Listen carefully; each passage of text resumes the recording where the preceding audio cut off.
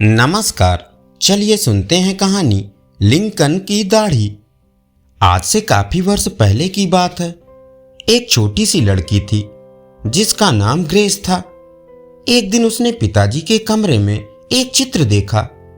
वो चित्र उस देश के किसी बड़े नेता का था। ग्रेस बहुत देर तक उस चित्र को देखती रही। फिर उसने पेंसिल उठाई और नेता के चेहरे पर दाढ़ी बना दी। तभी ग्रेस के पिताजी आ गए। उन्होंने जब ग्रेस को यह करते हुए देखा तो वे बहुत क्रोधित हुए और बोले, ये तुमने क्या कर दिया? क्या तुम नहीं जानती हो कि ये कौन है? ग्रेस डर गई और पिताजी से क्षमा मांगते हुए बोली, मुझे लगा कि यदि हमारे प्यारे नेता के चेहरे पर दाढ़ी होती तो वे और भी अच्छे लगते। पुत्री का जवाब सुनकर पिता का क्रोध शांत हो गया। उन्होंने चित्र को फिर से देखा।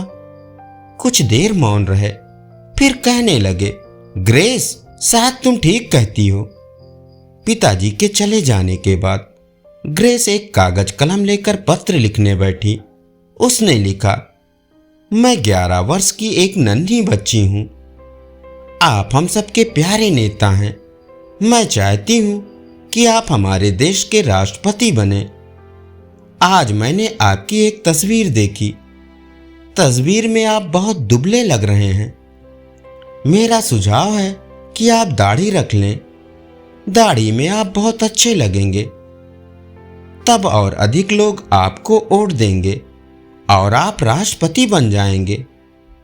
क्या आपकी मेरी जितनी कोई बेटी है? यदि हो तो उसे मेरा नमस्ते कहें और पत्र लिखने को कहें। आपकी ग्रेस बीडल। पत्र मिलते ही नेता ने ग्रेस को तुरंत उसका जवाब भेजा। पत्र पाकर ग्रेस तथा उसके माता पिता बहुत खुश हुए। इस घटना के कुछ दिनों बाद वो नेता ग्रेस के गांव आए। गांव के लोगों ने उनका खूब स्वागत किया। भाषण के बाद नेताजी ने कहा, इस गांव में एक छोटी सी बच्ची ग्रेस रहती है। उसने मुझे पत्र लिखा है।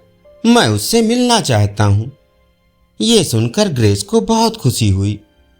वह भीड़ के बीच से होती हुई उनसे मिलने पहुंची। नेताजी ने कहा, नन्ही मुन्नी, आखिर मैंने तुम्हारा सुझाव मान ही लिया। ये देखो, मैंने दाढ़ी रख ली है। क्या आप जानते हैं कि एक छोटी सी बच्ची की बात को इतना महत्व देने वाले ये नेता कौन थे? ये अमेरिका के लोकप्रिय और महान नेता अब्राहम लिंकन थे, जो आगे चलकर अमेरिका के राष्ट्रपति बने। धन्यवाद। अभी आप सुन रहे थे कहानी लिंकन की दाढ़ी।